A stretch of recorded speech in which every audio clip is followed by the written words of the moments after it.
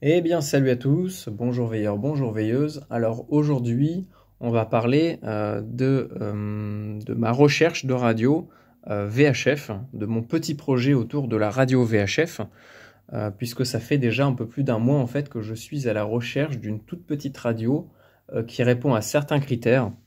Et donc, on va parler de ça aujourd'hui.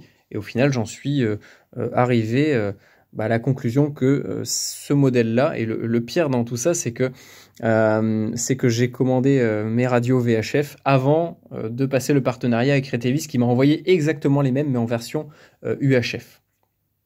Donc là, vous allez me dire, mais pourquoi est-ce que tu as cherché, pourquoi est-ce que tu veux absolument acquérir une radio VHF plutôt qu'une radio UHF, vu que il n'existe pas réellement de bande officielle en VHF en usage libre. Et ben en fait, tout simplement parce que là, l'idée c'était de rechercher une radio, on va dire, pour du backup, pour vraiment un EDC d'urgence en cas de gros pépins, puisqu'il faut savoir qu'en fait, toutes les fréquences on va dire, les plus standards à toute l'Europe, et notamment les fréquences d'urgence et de détresse, se situent sur la bande VHF. En fait, sur la bande UHF, il existe quasiment aucune fréquence d'urgence. Donc déjà, ça limite pas mal la chose. Donc voilà pourquoi est-ce que je me suis concentré sur la VHF. En plus de ça, chose intéressante et chose bonne à savoir, c'est que la VHF, donc la VHF en réalité, ça va être de 30 MHz à 300 MHz et l'UHF de 300 à 3000. Mais pour nous, on va dire que la VHF, c'est 136, 174, puisque on va dire que 98%, 99,9% des talkie-walkie qui sont sur la bande VHF couvrent cette portion-là.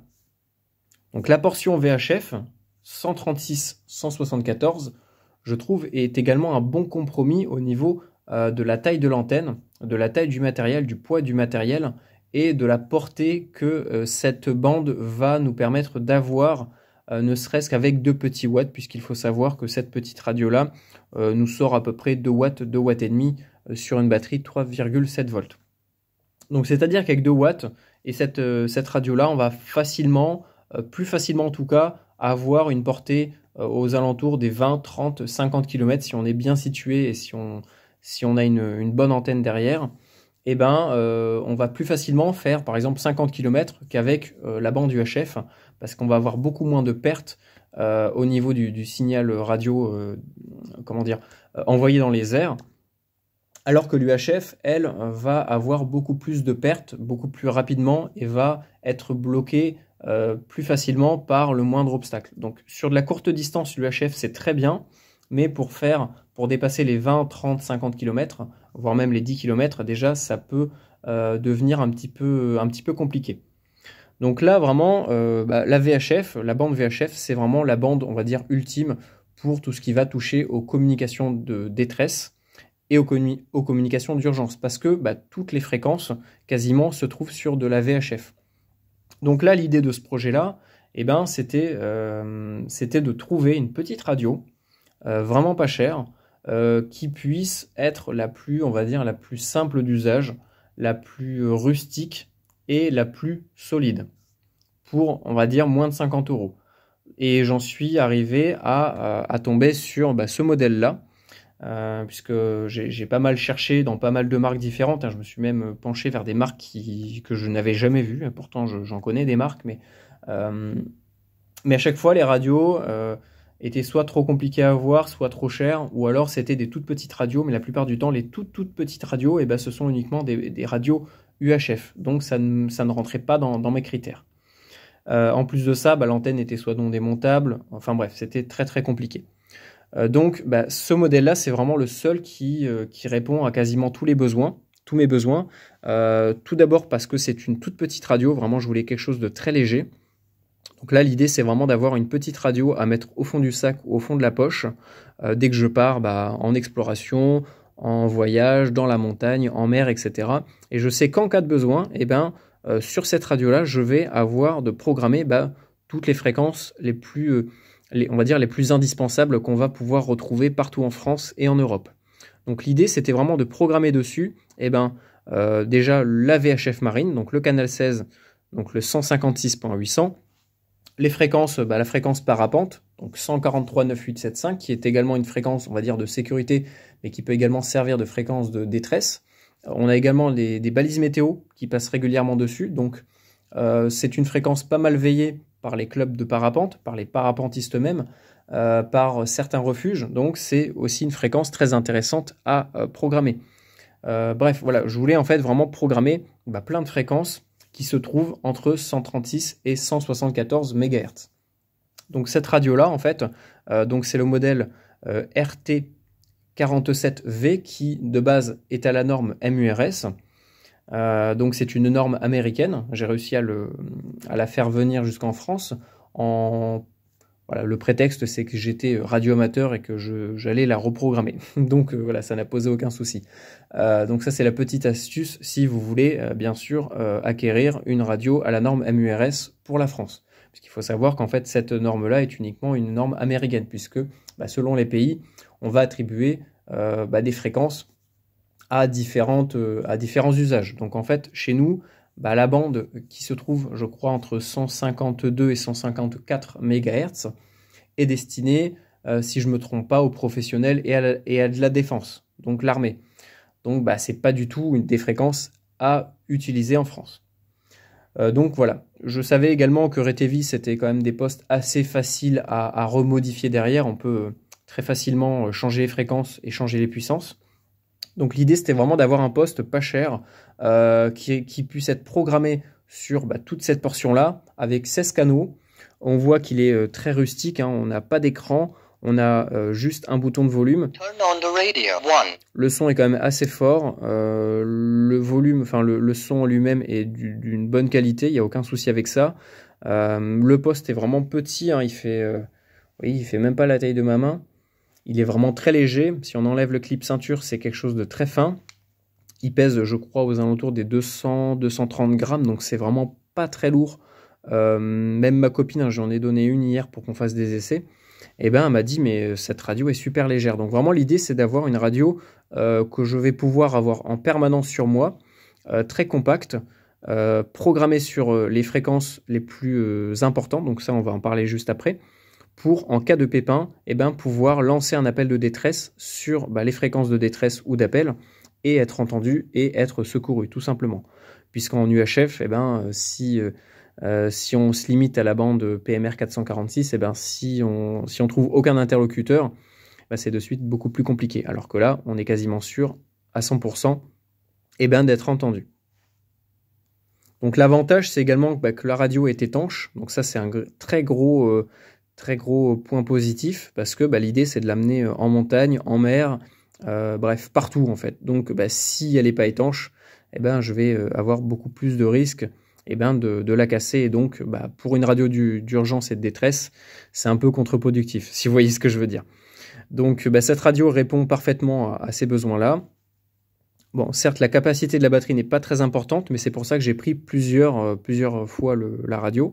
J'ai pris un pack de 4. Donc ça me permet d'avoir soit plusieurs radios à mettre à disposition, soit une ou deux radios avec un jeu de batterie. Donc ça, c'est toujours intéressant d'avoir des batteries supplémentaires. Voilà, au niveau de la programmation, on verra ça dans une autre vidéo, c'est très facile à reprogrammer. On a une antenne démontable, donc ça c'est pareil. L'idée c'est également de changer l'antenne pour retailler l'antenne, déjà avoir une antenne plus compacte, parce que celle-là je la trouve pas pratique, elle est vraiment trop dure, et donc ça peut de suite être très gênant. Donc l'idée ça va être de mettre une antenne soit de la même taille mais beaucoup plus souple pour pas qu'elle me gêne, soit de mettre une antenne beaucoup plus petite pour garder quelque chose de très, très compact et très discret. Donc vraiment l'idée là recherchée, c'est d'avoir quelque chose de compact.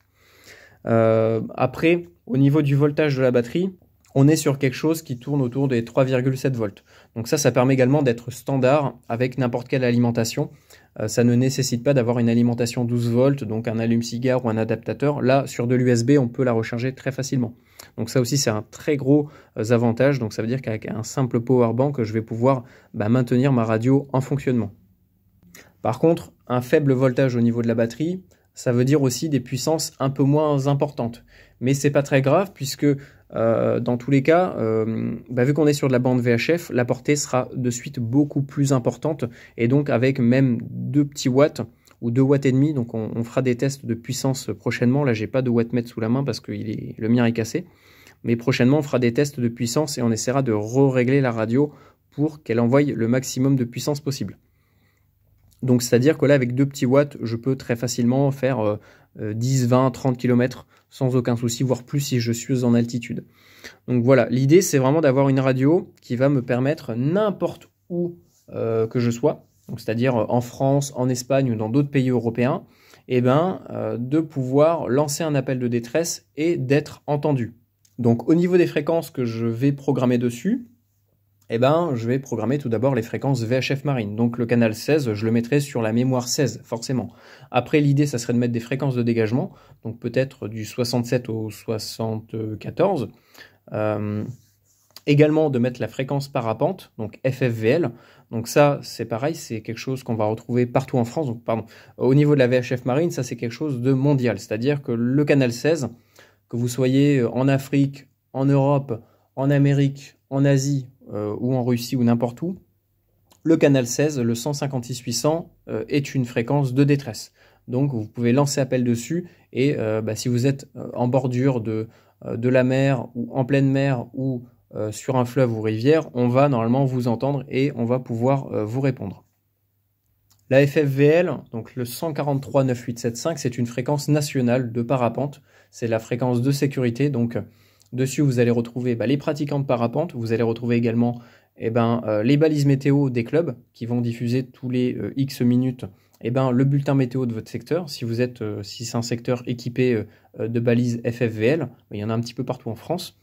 Mais c'est également veillé par les clubs, donc en plus des pratiquants, peut-être même par des écouteurs. Donc ça, c'est quelque chose de très intéressant aussi.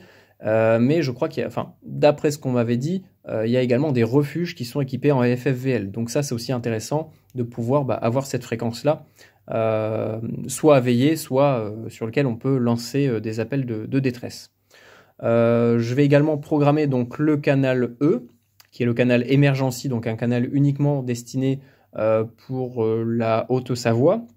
Donc c'est une fréquence de sécurité et de détresse et d'urgence, parce que c'est aussi exploité par les réseaux de secours en montagne, donc les PGHM, ça peut être la Rega ou je sais pas moi, les pompiers ou n'importe quoi. Eux, ils sont également sur le canal E.